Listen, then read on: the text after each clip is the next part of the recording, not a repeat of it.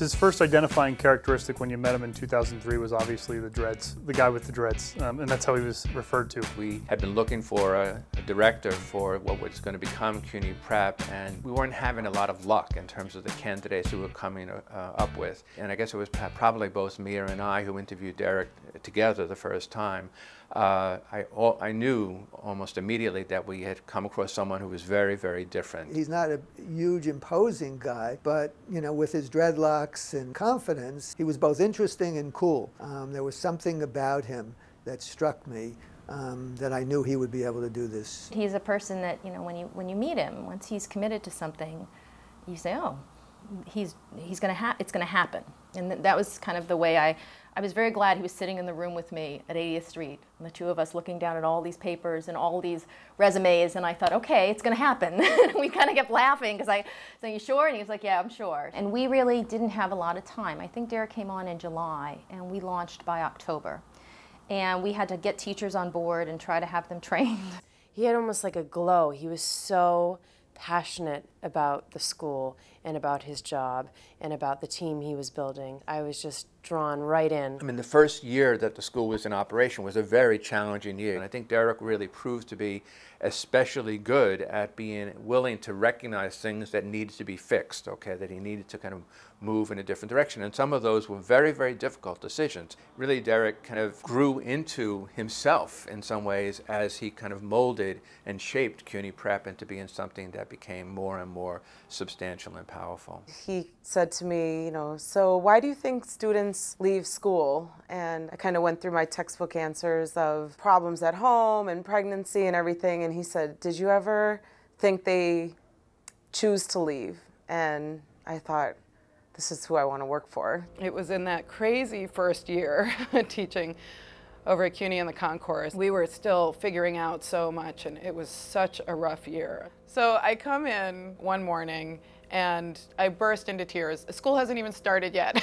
I'm already crying. And I turn the corner and there's Mr. Griffith. And this man was my boss. And all I was thinking was, he is gonna so fire me. And instead, what happened was he just walked up to me. He threw his arms around me. I just remember sort of blubbering, I'm sorry. And he said, no, it's wonderful. You're stepping out of yourself. That's what's happening. You're stepping out of yourself. It's wonderful. And he sort of shepherded me into his office, and we had a really nice heart-to-heart. And I settled down, and I just felt so supported in that moment. And knew I was working for the person that was changing my life. 'Cause you've got personality, walk with personality, talk. We gonna walk in the front door like this? Don't they require t-shirts? I don't know, it's a little late for that. Mr. Griff is probably the biggest person I know in the smallest body. He's a little guy with a big, like, attitude. I used to be real skinny. Like about 100 now. And yeah, they used to call me Little Ethiopia. No, it's not funny, thank you. He's so fun, he will always make you laugh, but don't play with him because he'd be serious. Everybody was required to declare on admission whether you're a member of a gang. If you did not do that, and we find out, you will be expelled. When I first met him, the first thing I said was, he is one corny little person. We want you to be the cool dude. We want you to be the fly mommy. Throughout the days, you know, it kind of proved me wrong. He's a cool person, he's fun, he'll make you feel good even on your worst days, and he gives people a great opportunity to move on in life. Here's your opportunity. Here is your chance of a lifetime. Dedicated, caring. So I was actually trying to, I don't know why I'm getting so emotional right now. Whoa. All right, so here's the deal, okay? First of all, I want to, yes, give me a hug. He's quite emotional in some ways. It's easy to touch him, to get, you know, kind of under his skin in a good way. I think in some ways that is part of what makes him into an even more effective, you know, school leader. We are basically good cop, bad cop. All right, why don't you guys move up there? You know, a lot of the times he'll tell the students, well, you have to ask Ristenbat. But he usually says that when I think the answer is supposed to be no. Intuitive, theatrical. They halfway down the knees, so you gotta walk like this. I don't understand it for the life of me. He's so dynamic. He's so charismatic. 11 weeks to college. 11 weeks to college.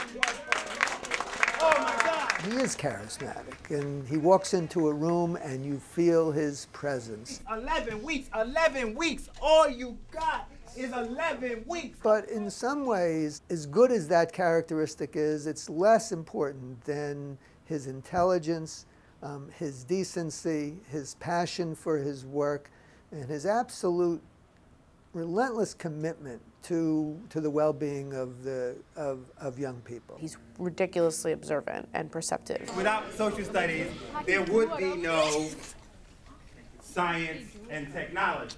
He has that special, unique ability to see right into you. Yes, you could reproduce the cultural values that are necessary for societies to exist, okay? That's what we did. Hi, Davey. Good morning. And he reads people very well. Grif is very straightforward, very honest, blunt, sometimes a bit over the top.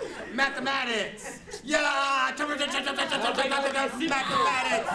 He's fast. He's always moving around very fast. We ready? Are we ready? Okay, because we're moving on now, okay? Am I going too fast? Mr. Grif is always coming from different directions with things. I was trying to get Mark's attention. So he's one of them people that's really hard to keep up with. He's a visionary. He's a true visionary. Second, resilience theory.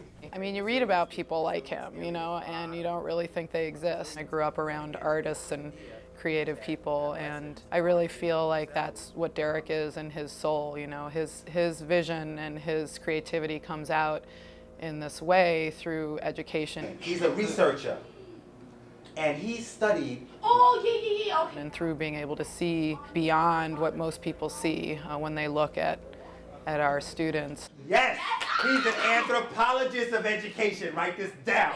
What he believes and what he envisions, he actually puts into practice and has a lot of integrity with it. I take it very seriously when other people try to oppress somebody else because of something that they are. You have the right to be you, and you are protected in this schoolhouse.